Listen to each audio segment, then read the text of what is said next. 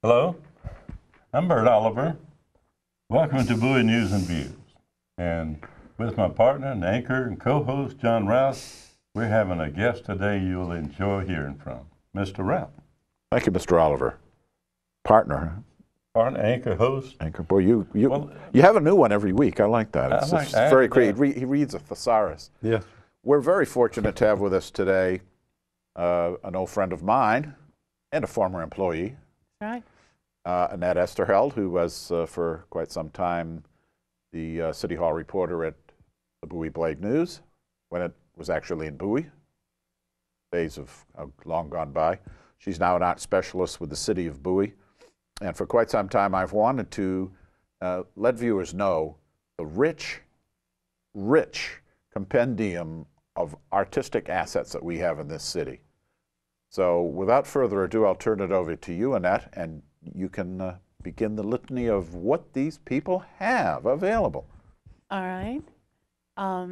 It's easy to start with when you, if you visit City Hall, we have 4 galleries right here at City Hall. Mm-hmm. There's a City Hall Art Gallery, and that changes every month, different artists every month. At the moment, it's the Bowie Crofton Camera Club during the month of November. Okay. And there's like 20 different photographers' work hanging on the walls. And we have conference room gallery, which hangs for about 6 months at a time. We have a gallery in the multipurpose room that has only visuals of Bowie. And then the one that is, I guess, closest to my heart is the youth. We have a young person's art gallery. Well, that's in the foyer, isn't it? That's right. As you come in, and every month it's a different school that's highlighted. Just the gallery for the month of November is St. Pius X Regional School. Whitehall Elementary was just here. And it's more than just having a gallery. What happens, the children and their families come in and have a reception here, usually on the 3rd Monday night. And they get to meet Mayor Robinson, shake his hand, and they receive certificates, and they have a reception, and the parents take pictures. Oh my, the parents take so many pictures. It's a lot of fun. With their telephones, no doubt. With some with telephones, some with small digital cameras. That drives me nuts. Yeah. And so the mayor will pause as he presents the certificates and give each child. But it's really nice because there's like 16 pictures, and every month teachers around the city choose 16 young people to highlight their art. I've seen some of them in there. Some of them are very, very good. They are very good, yes. Yeah. And it's open for how long after they have this meeting? Reception. The reception?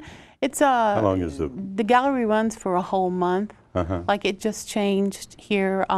It changes on the first week of the month and runs through the whole month. I see. And changes just like the City Hall Gallery. But that's just one piece of the art in the city. We have performing art at the Bowie Playhouse, which I manage. And there That's are 3. the one in the park. The one in the park. Some people call it in the woods. Which used to have a leaky roof. It had a leaky roof, but it's had $700,000 worth of city money put into the Playhouse in the last year and a half to renovate the Playhouse. And there's no more leaky roof. Excellent. No more leaky roof. And we have 3 different resident theater companies that perform at the Playhouse, and occasionally other groups come in. So we have musicals, we have comedies, we have mysteries. Where do people find out what is performing there? We have information on the city's webpage, which is www.cityofbowie, all one word, .org. Okay. And there's also information in the newspapers. Local newspapers also is another place to find out the information. Local newspapers still do a good job, John, of listing a calendar of events that happen at the theaters around in the community. That's the White Marsh, isn't it? Located that's at White Marsh, yes. White Marsh Park. Used to be called Theater in the Woods. Oh, I remember it. Yeah. It's been around since the 1970s. Yep. And I think we have a picture, we have a visual of the Playhouse that I brought along if people are interested in. The original or the newly refurbished? The newly refurbished looking Playhouse, yes. Okay. I brought that along. It's here somewhere. Sure. And I also wanted to talk you probably are wondering what this thing I is. wanted you to explain the upside-down map. Yes, please. I realize it's upside down, but there's a reason. The part that I want to focus on is up in that kind of semicircle at the very top. Yeah. That is the a drawing of one of the drawings of the new City Hall. This is the whole City Hall property, then? Well, no, it's more than this. It's about, I think, 7 acres of land, but it's going to be a huge City Hall building. I think it's 80,000 square feet with the police station on one floor Right. and all the community all the offices on the other floors. But out in front of the building, there's going to be a large monumental sundial. Oh. The city has a public art program, monies that they have been in a capital improvement, in a capital project. They've been putting money into that for some time now, and the public art process has begun. We have this piece here, sundial piece, is going to be in front of the building, and inside the building there'll be a hanging mobile back in the rear of the lobby at City Hall. And I brought along some pictures of sundials. Maybe we can bring those up now. Yeah, can we You bring those up explain. now, Jim?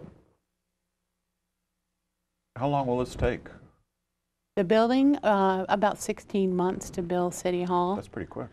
And So it'll be up by 2011. 2011, hopefully in January. We've had our process for selecting artists. That's what I wanted to talk about a little bit. There we go. Oh, there's one of the sundials. This is a standing up sundial. It's an artist in Taos, New Mexico, Gino Schiavone. He's one of our 3 finalists who'll be coming. I wanted to emphasize we have... this is a national competition you had? Yes, it's national. Oh, my. Sundials are something we had to look nationally for a sundial. Yeah. But I will tell you that our artists are coming. We have one artist coming from Washington, D.C., Okay. a man named Walter Kravitz, who is does mobiles, hanging sculptures. The one that's up on your screen right now is called Cat's Cradle, and it's like a child's playing with the string with the cat's cradle, and the shadow from the string reflects down on that square, Okay. and that tells you the time of day. These are going to be inside or outside City Hall? There'll be an outside sundial, yeah, and in the space that's indicated in that first visual that you don't like, that's upside down. This is another sundial. This is called a sun shell. It looks like a band shell. Looks like a gladiator's helmet.